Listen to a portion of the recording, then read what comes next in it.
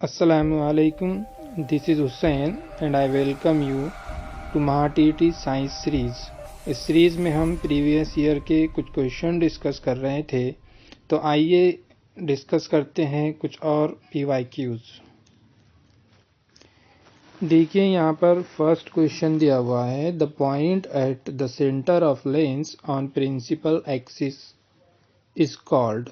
Okay, तो point at the centre of lens on principal axis क्या होता है आपको बताना है। तो इस पर्टिकुलर क्वेश्चन के लिए करेक्ट ऑप्शन होगा option number 2, that is optical centre. दूसरे ऑप्शन को भी यहाँ पर डिस्कस कर लेते हैं। तो ऑप्शन नंबर फर्स्ट है यहाँ पर, दैट इज पोल। पोल क्या होता है? It is a point where axis meet the surface of mirror और लेंस। तो यहाँ पर जो प्रिंसिपल एक्सिस होगा इस पॉइंट पर, ये क्या होगा आपका point where principal axis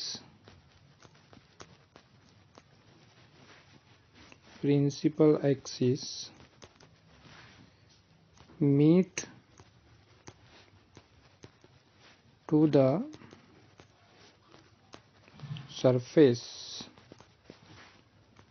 of lens और मिरर।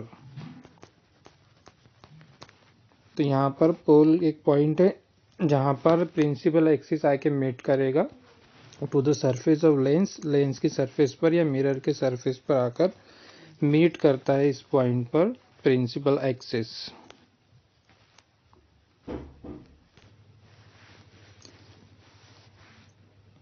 सेकंड ऑप्शन है अपने पास ऑप्टिकल सेंटर। तो ऑप्टिकल सेंटर वो पॉइंट होता है जहाँ से लाइट पास होगी without any deviation. So it is a point where light passes without any deviation. तो लाइट पास करेगी यहाँ से, light passes without any deviation.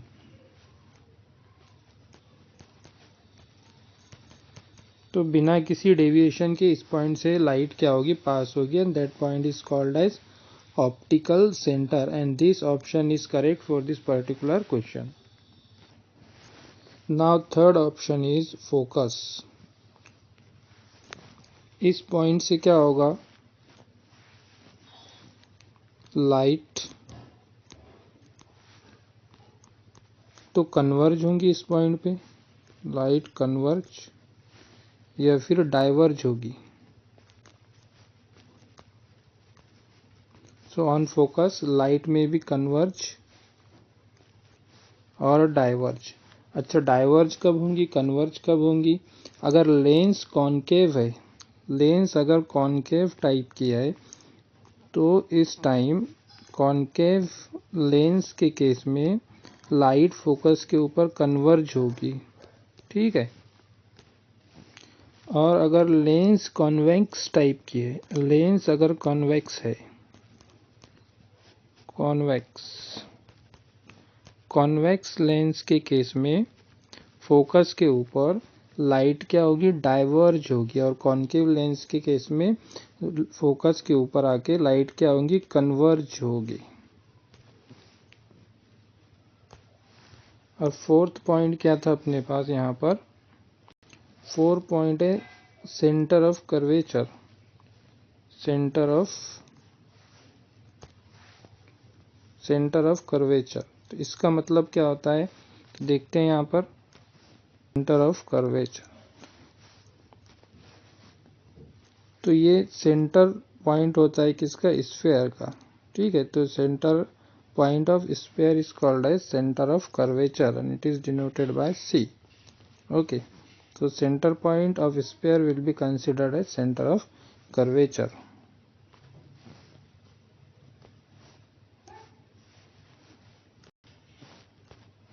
देखिए यहाँ पर ये जो स्ट्रेट लाइन है, this is called the principal axis and this will be the centre of curvature.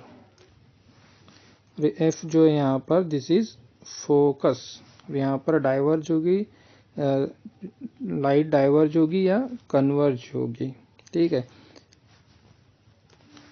यहाँ पर P representing the pole and this is M and M dash, this represent the aperture of a mirror. So this is the diagram of concave mirror, and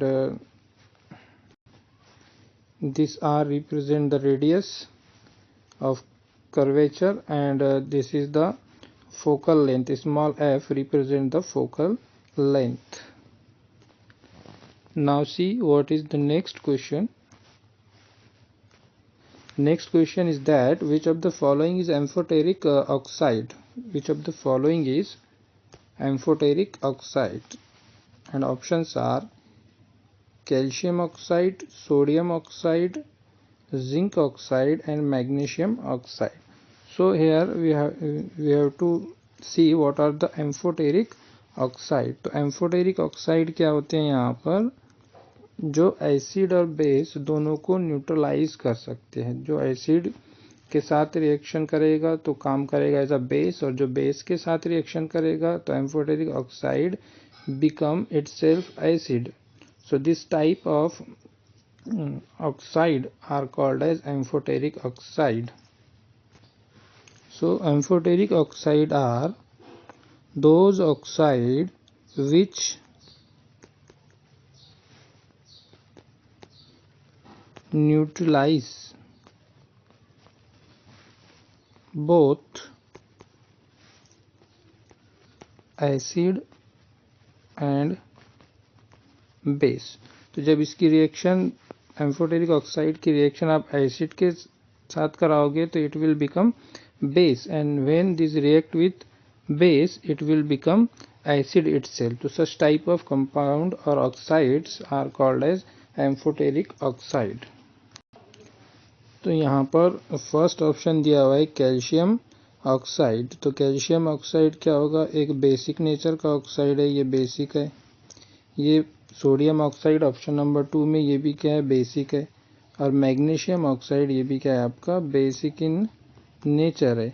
लेकिन अगर अपन option number 3 की बात करें तो option number 3 that is zinc oxide. तो zinc oxide क्या होगा आपका, एक एम्फोटेरिक ऑक्साइड होगा। जिंक ऑक्साइड क्या होगा, एम्फोटेरिक ऑक्साइड होगा, ठीक है। तो और कौन कौन से ऑक्साइड है जो एम्फोटेरिक होते हैं, जैसे यहाँ पर ऑप्शन ZnO एम्फोटेरिक है, Al2O3 एक एम्फोटेरिक ऑक्साइड है, एंड PbO2 ये भी क्या होगा, एक एम्फोटेरिक ऑक्साइड होगा।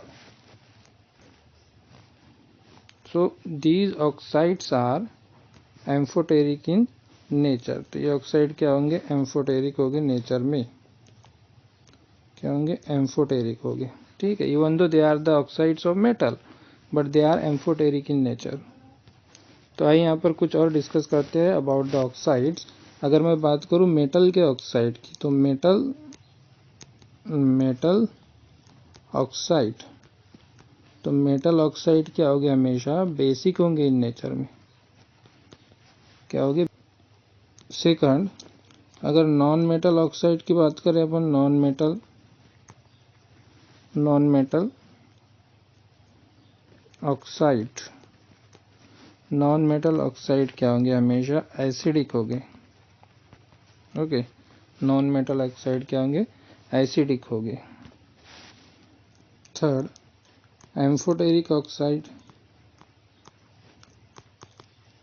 एम्फोटेरिक ऑक्साइड, तो ये एक्ट करेंगे बोथ, क्या होंगे, act as both acidic and basic oxide. तो इनका नेचर डिपेंड करता है कि आप कौन से टाइप ऑफ कंपाउंड से इनकी रिएक्शन करवा रहे हो। अगर आप एम्फोटेरिक ऑक्साइड की रिएक्शन करवा देंगे एसिडिक कंपाउंड से तो ये बेस बन जाएंगे और उसको न्यूट्रलाइज कर देंगे। अगर आप एम्फोटेरिक ऑक्साइड की रिएक्शन करवा दोगे बेसिक कंपाउंड से तो ये एसिडिक बन जाएगी और उसको न्यूट्रलाइज कर देगी। So here option number 3 will be correct. Option number 3 will be correct for this particular question because zinc oxide is a amphoteric oxide. और दूसरी भी अपने पास दो एग्जाम्पल है, इसको एल्यूमिना भी बोलते हैं अपन, Al2O3 एंड PbO2. ये भी क्या itself it is a amphoteric oxide. Now see what is next. Next question is that enzyme responsible for the digestion of fat. तो फैट के डाइजेशन के लिए कौन सा एंजाइम रिस्पॉन्सिबल है वो बताना है. First option is that trypsin. Okay, trypsin. Second option is that lipase and third option is that amylase and fourth option is that pepsin. तो इनमें से कौन सा एंजाइम रिस्पॉन्सिबल होता है for the digestion of fat. तो यहाँ पर जो फर्स्ट ऑप्शन है दैट इज ट्रिप्सिन, ये क्या करेगा, प्रोटीन को ब्रेक डाउन करेगा पेप्टाइड में. पेप्टाइड्स, प्रोटीन को पेप्टाइड में ब्रेक डाउन करेगा ट्रिप्सिन. और ये पेप्टाइड और फर्दर मोर ब्रेक डाउन हो सकते हैं किसमें, अमाइनो एसिड में. Amino acid. Okay, amino acids are building block of protein. So trypsin का फंक्शन क्या होता है, प्रोटीन का ब्रेक डाउन करना into peptides and it further more break down into amino acid. अगर हम अमाइनो एसिड की बात करें तो हमारे पास 20 अमाइनो एसिड है. 20 अमाइनो एसिड. ओके, तो इसमें से कुछ तो हो सकते हैं इसेंशियल अमाइनो एसिड और कुछ क्या होंगे non essential amino acid. Okay, कुछ क्या होंगे यहाँ पर इसेंशियल होंगे और कुछ होंगे नॉन इसेंशियल अमाइनो एसिड. तो 20 अमाइनो एसिड में से इसेंशियल जो अमाइनो एसिड है दैट्स आर 9 होंगे essential amino acid and remaining 11 होंगे non essential amino acid. Now see second option is lipase.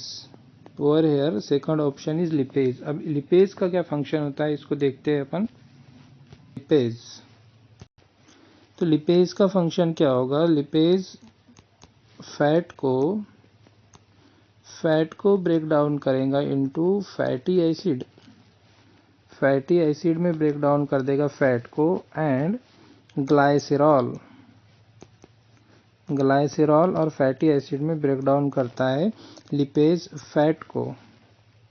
सो इसका मतलब क्या हुआ, यहाँ पर लिपेज जो है ये क्या काम कर रहा है, फैट के डाइजेशन का काम कर रहा है. फैट को क्या कर रहा है, डाइजेस्ट करवा रहा है by breaking it down into fatty acid and ग्लाइसेरॉल.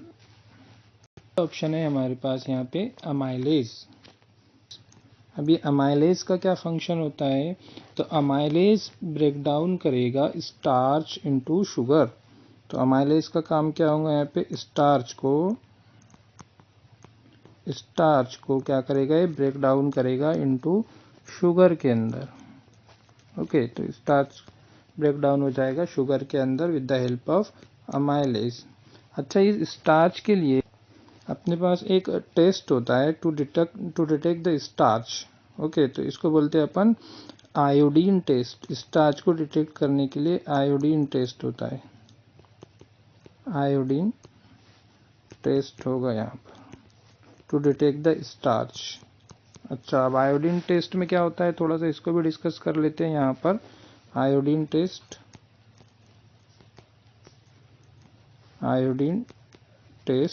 it is a test to detect the starch in food or parts of plants. इस टेस्ट को अपन दो मेथड से करा सकते हैं. अगर फूड के लिए आप आयोडीन टेस्ट करा रहे हैं तो आपको क्या करना है, फूड लेना है और इसके अंदर थोड़ा सा आयोडीन ऐड करना है. सो इस सॉल्यूशन का जो कलर होगा it will be convert into violet colour. तो अगर फूड प्लस आयोडीन का कलर आपको वायलेट मिल रहा है, it means starch is present in this particular food. अगर यही टेस्ट आप लीफ ऑफ प्लांट के लिए करा रहे हैं, प्लांट के लीफ में आपको डिटेक्ट करना है स्टार्च प्रेजेंट है या नहीं है, तो इसके लिए अपन प्लांट लीफ को क्या करेंगे, बॉईल करेंगे। प्लांट्स लीफ को बॉईल किया जाता है पहले, बॉईल करने के बाद इसमें थोड़ा सा आप ऐड करेंगे ethanol, and then we have to add some drop of iodine add करेंगे इसमें, ठीक है। तो ये प्रोसेस करने के बाद आपको क्या मिलेगा, वायलेट कलर। अगर वायलेट कलर मिलता है, आपको वायलेट कलर मिलता है, तो आप यहाँ पर कंसिडर कर सकते हैं कि इस पर्टिकुलर लीफ के अंदर क्या स्टार्च प्रेजेंट है। तो यहाँ पर ये आयोडीन टेस्ट है। आप फूड में स्टार्च डिटेक्ट करने के लिए आयोडीन टेस्ट करते हैं, उसके लिए ये मेथड है। और प्लांट्स के पार्ट में या प्लांट्स लीफ के अंदर आपको डिटेक्ट करना है स्टार्च प्रेजेंट है या नहीं है, तो इसके लिए आप लीफ लेंगे, लीफ को बॉईल करना है और थोड़ा सा उसमें इथेनॉल ऐड करना है। अच्छा, इथेनॉल क्यों ऐड किया जाता है, to remove the chlorophyll pigment which is present in green leaves of plant. And उसके बाद आपको क्या करना है, थोड़ा सा इसमें आयोडीन ऐड करना है। तो आयोडीन ऐड करने के बाद आपको क्या मिलेगा, वायलेट कलर। अगर वायलेट कलर मिलता है आपको, that define the starch is present in particular leaf. So this is the iodine test to detect the starch, whether starch is present in given substance or not. We can recognize by applying this iodine test. Okay, now see what is next. So here we have option 4th, and 4th option is pepsin. Now see what is the function of pepsin over here. Protein क्या करता है, protein को क्या करेगा, ये proteins का breakdown करेगा into peptides के अंदर। तो प्रोटीन्स हमेशा पेप्टाइड्स के अंदर ब्रेकडाउन होगा। So pepsin break down proteins into peptide in stomach. तो स्टमक के अंदर ये क्या करेगा, इसको ब्रेक डाउन करेगा। स्टमक के अंदर ये फंक्शन करता है to break down the protein into peptide. तो पेप्सिन क्या कर रहा है, यहाँ पर ब्रेक डाउन कर रहा है प्रोटीन को इनटू पेप्टाइड्स। अगर हम बात करें अमाइलेज की, तो अमाइलेज स्टार्च को शुगर के अंदर ब्रेक डाउन कर रहा है। फिर हमने यहाँ पर सेकंड ऑप्शन देखा लिपेज। तो लिपेज क्या करता है, फैटी एसिड में कन्वर्ट करता है फैट को। इसका मतलब लिपेज क्या कर रहा है, डाइजेस्ट कर रहा है फैट को। ओके, तो for this particular question option number 2 will be correct. Now see what's next. Next question is that an electric current of 10 ampere is the same as। तो 10 एम्पियर इलेक्ट्रिक करंट किसके बराबर होगा, ये आपको बताना है। तो यहाँ पर देखिए एम्पियर क्या है आपका, एम्पियर क्या है, एक एसआई यूनिट है। ये क्या है आपका, एसआई यूनिट है, SI unit of electric current. तो एम्पियर एसआई यूनिट होगा इलेक्ट्रिक करंट का। और 1 ampere will be equals to 1 coulomb पर सेकंड के बराबर होगा। 1 एम्पियर किसके बराबर होता है, 1 कूलम पर सेकंड। और यहाँ पर क्वेश्चन में क्या पूछा हुआ है, 10 एम्पियर किसके बराबर होगा। तो 10 एम्पियर ऑब्वियसली किसके बराबर होगा, 10 कूलम पर सेकंड के बराबर होगा। तो देखते हैं यहाँ पे ऑप्शन में दिया हुआ है या नहीं ये, ठीक है। तो ये तो नहीं होगा, ये तो कोई यूनिट ही नहीं हो सकता, तो ये नहीं होगा। सेकंड, ये भी रॉन्ग होगा। थर्ड दिया हुआ है कूलम पर सेकंड। तो for this question option number 3 will be correct, और 4th भी नहीं होगा। तो ऑप्शन नंबर 3 क्या होगा, करेक्ट होगा for this particular question. Now see what is next. Next question दिया हुआ है Avogadro's number is the number of particle present in blank of that substance. तो एवोगाड्रोज नंबर किसके बराबर होगा, अल्टीमेटली यही पूछ रहा है आपको, एवोगाड्रोज नंबर। तो एवोगाड्रोज नंबर क्या होता है, एवोगाड्रोस नंबर क्या होता है, इसकी वैल्यू होती है कांस्टेंट नंबर है, इसकी वैल्यू होती है 6.022 इंटू 10⁻23 और इसको रिप्रेजेंट करते हैं अपन कैपिटल एन ए से, कैपिटल एन ए से इसको रिप्रेजेंट करेंगे। ठीक है, तो ये एवोगाड्रोस नंबर किसके बराबर होता है, आपके 1 मोल ऑफ पार्टिकल के, 1 मोल पार्टिकल, 1 मोल पार्टिकल के बराबर होगा ये एवोगाड्रोस नंबर। अच्छा, ये जो पार्टिकल है, पार्टिकल क्या हो सकते हैं आपके, एटम हो सकते, पार्टिकल आयंस हो सकते और मॉलिक्यूल हो सकते, मॉलिक्यूल। तो पार्टिकल में भी एटम, आयन और molecule and it is equals to 1 mole particles. ठीक है, तो Avogadro's number always equals to 1 mole particle and it is represented by capital N A. तो ऑप्शन में देखेंगे, फर्स्ट ऑप्शन है अपने पास 1 ग्राम, 1 ग्राम तो नहीं होगा, 1 किलोग्राम तो बिल्कुल भी नहीं होगा, 1 मॉलिक्यूल भी नहीं होगा, that is equals to 1 mole. So for this particular for this particular question, option number 4, that is 1 mole, will be correct. Now see what is next. The next question is that how many electrons are present, number of electrons बताना है in Ca डाइपॉजिटिव। ठीक है, calcium डाइपॉजिटिव में number of electron कितने होंगे। तो अगर अपन neutral atom की बात करें, एक न्यूट्रल एटम,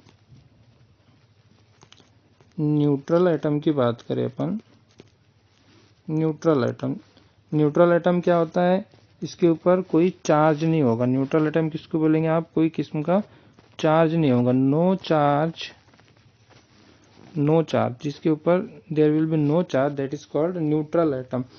ठीक है, इनके अंदर number of electron, number of electrons will be equals to atomic number,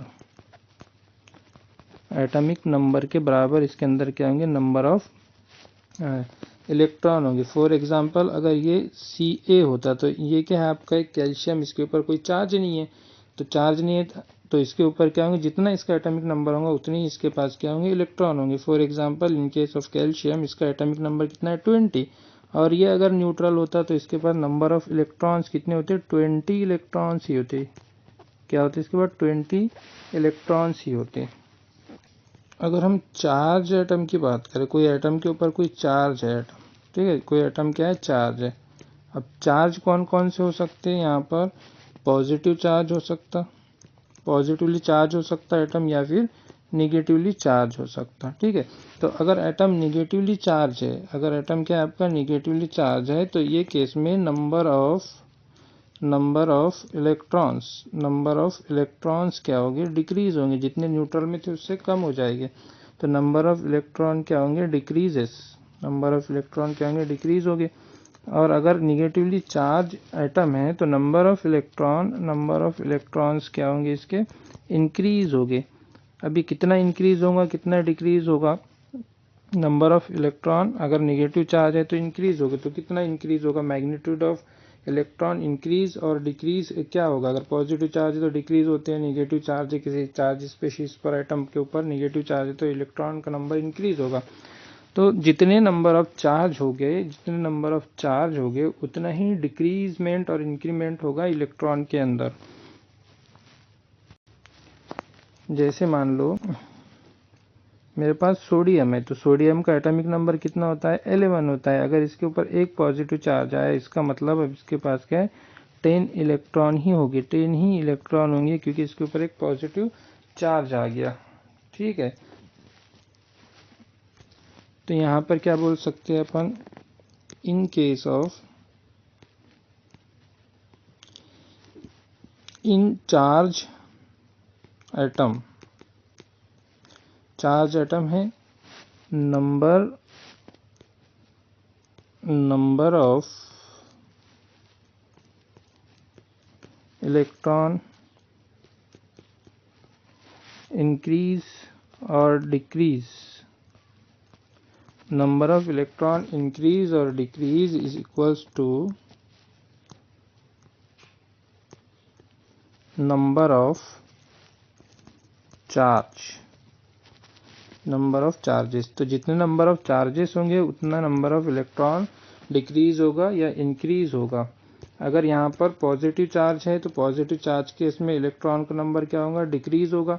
और अगर निगेटिव चार्ज है तो इलेक्ट्रॉन का नंबर यहाँ पर क्या होगा, इलेक्ट्रॉन का नंबर इंक्रीज होगा। ठीक है, तो आइए देखते हैं क्वेश्चन क्या था अपना। क्वेश्चन था how many electrons are present in calcium dipositive. तो कैल्शियम की अगर बात करें तो इसका एटॉमिक नंबर 20 होता है। ठीक है, और इसके ऊपर क्या है, 2 पॉजिटिव चार्ज है। 2 पॉजिटिव चार्ज है मतलब नंबर ऑफ इलेक्ट्रॉन क्या होंगे, इसके डिक्रीज होंगे। अच्छा, कितने डिक्रीज होंगे, तो जितने नंबर ऑफ चार्ज होंगे इसके ऊपर उतने number of electron will be decrease. अगर ये न्यूट्रल होता तो इसके ऊपर नो चार्ज होता और ये केस में इसके ऊपर क्या होगा, इसके पास क्या होगा, 20 इलेक्ट्रॉन होते। लेकिन 2 पॉजिटिव चार्ज आने की वजह से इसके 2 इलेक्ट्रॉन कम हो जाएंगे। तो 2 इलेक्ट्रॉन कम होंगे तो इसके पास अल्टीमेटली कितने इलेक्ट्रॉन बचोगे, that is 18 electron. So option second will be correct for this particular question. ठीक है, 90 नहीं होंगे, 22 नहीं होंगे और 20 भी नहीं होंगे। 20 कब होते हैं, जब ये क्या होता है, न्यूट्रल। और 22 कब होता है, जब इसके ऊपर 2 नेगेटिव चार्ज आता है। वैसे कैल्शियम क्या है, एक मेटल है, तो इलेक्ट्रोपॉजिटिव एलिमेंट्स है, ये हमेशा इलेक्ट्रॉन को लूज करेगा, इसके इलेक्ट्रॉन हमेशा कम होंगे। So always it acquire the positive charge only.